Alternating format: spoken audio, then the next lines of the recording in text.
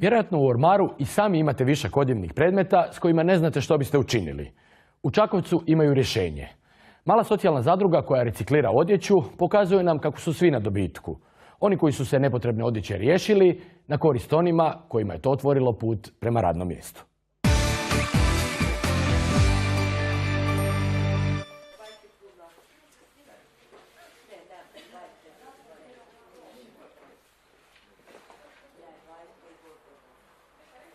Moje posao je sortirati prvu klasu, drugo i ono otpada. To je druga klasa, ne je cupano, neka ne baš ne valja to.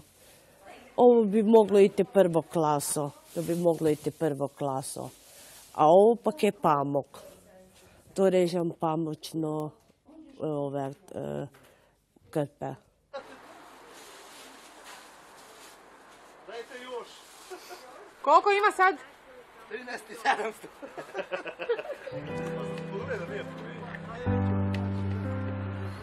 13.700 odnosi se na količinu tekstila utovarenog jučer u Čakovečkoj socijalnoj zadruzi Humana Nova. Taj će dragocjeni teret put riječke luke, a onda u Indiju. Neki će odjevni predmeti i dalje to ostati, možda uz redizajn.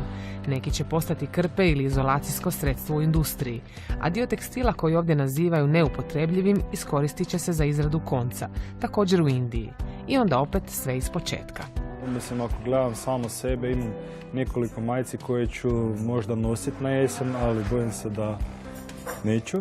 A za tekstil volim reći da smo u biti robovi te svoje robe koju imamo, negdje na tavanu, pod krevetom, iza ormara, kako god već. I analizom smo utvrdili da svako, ali baš svako, ima nekakvog viška u svojoj kući koji zauzima prostor, a koje bi u biti nekom moglo dobro doći.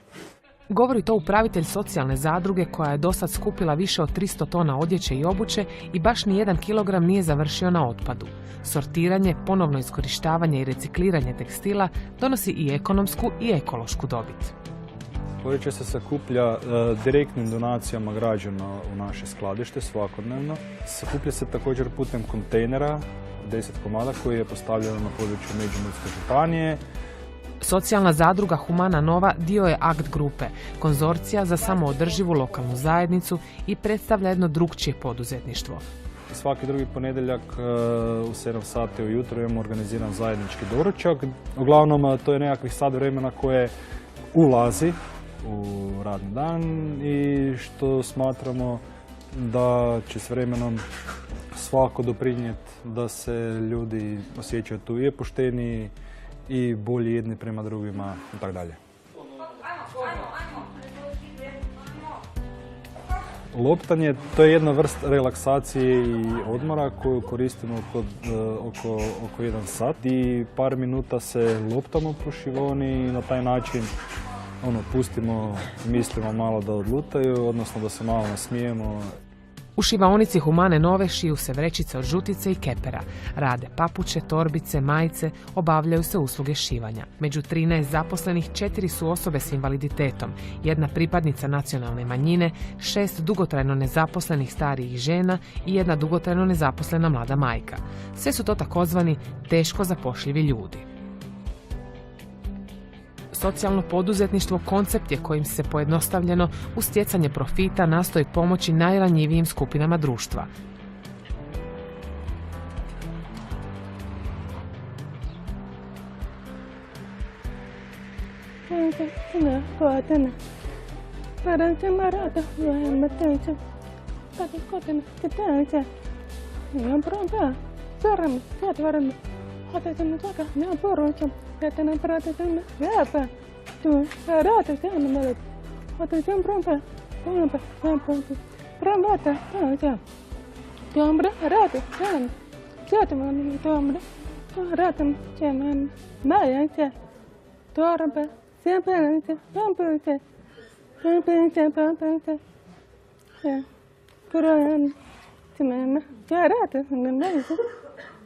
Jel šijete doma? Doma kod kuće? Imam puno tablica. Dvotavica. Kuća. Sve tamo. Kvota. Pam. Da, vektor. Sve tamo. I to. Sve to stignete? U prijevodu pomaže Damjanka, prva zaposlenica Humane Nove. Išla sam na jedan kratak tečaj od par sati, ali uglavnom komuniciramo ovdje tokom rada. Ja bih ga stvarno htjela naučiti, pa koristim to čim više. Ovdje se dobro slažemo, to sigurno. Svako ima pravo reći što misli i onda se dogovorimo. Nekad uvažimo, nekad ne, ovisi kaj prevagne. Teja je stigla nakon što je ustanovljena multipla skleroza. Ovdje radi već 3 godine.